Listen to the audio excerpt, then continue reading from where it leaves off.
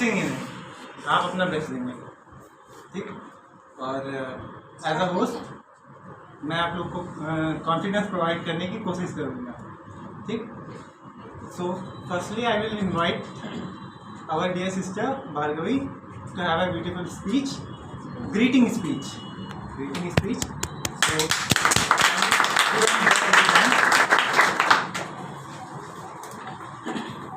So good morning, ladies and gentlemen, our future officer, commandos, and my dear friends.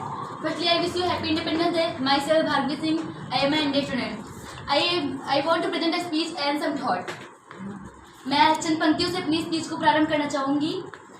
बिखर कर शार की खुशबू अमन को चूम लेती है, बिखर कर शार की खुशबू अमन को चूम लेती है, जवा हसरत तिरंगे की गगन को चूम लेती है, जवा हसरत तिरंगे की गगन को चूम लेती है।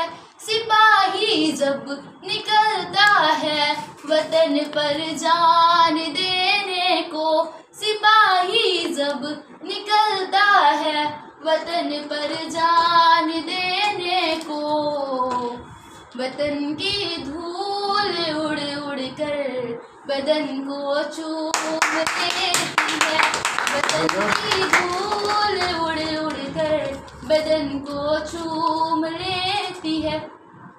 देश मेरा जल रहा है, आग लगी है सीने में, कि देश मेरा जल रहा है, आग लगी है सीने में, भूखमरा सब व्यस्त है खून गरीब का पीने में, भूखमरा सब व्यस्त है खून गरीब का पीने में। तो राम मंदिर या बाबरी का पक्ष नहीं मैं लाई हूँ, महोदय घायल भारत चीख रहा है, चीख सुनाने आई हूँ।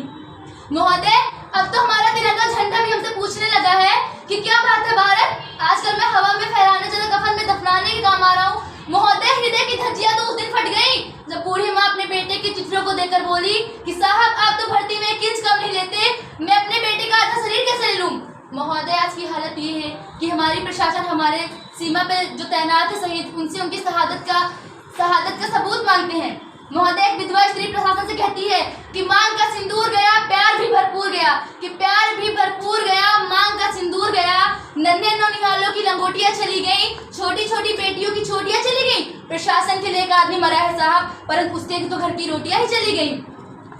महोदय कुछ ही पलों की बात है जब दिल्ली जेएनयू विश्वविद्यालय से आवाज आती है कि भारत तेरे टुकड़े होंगे अफजल हम शर्मिंदा है जो सुनारे लगते हैं। महोदय मानवाधिकार की दुहाई देने वाले सारे लोग उसके पक्ष में खड़े होते हैं। मैं भारत की वीर बेटी भारत की तरफ से अकेले ऐलान करती हूँ, हर उस घर में घुसकर मारेंगे जिस घर से अफजल निकलेगा, हर उस घर में घुसकर मारेंगे उठो देश के वीर जवानों, तुम सिंह बनकर दहाड़ दो और एक ध्वजा तिरंगा उस कन्हैया के सीने में गाड़ दो।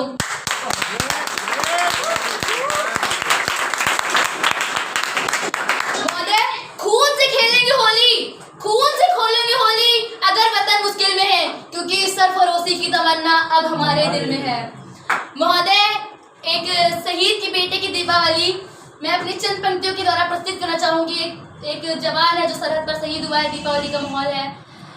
वो 8 साल का बेटा अपनी माँ से सवाल करता है, कहता है, चंद पंक्तियों से निवेदन करती हूँ। चारों तरफ उजाला पर अंधेरी रात थी, चारों तरफ उजाला पर अंधेरी रात थी, जब वो हुआ शहीद उन दिनों की बात थी, जब वो हुआ शहीद उन दिनों की बात थी।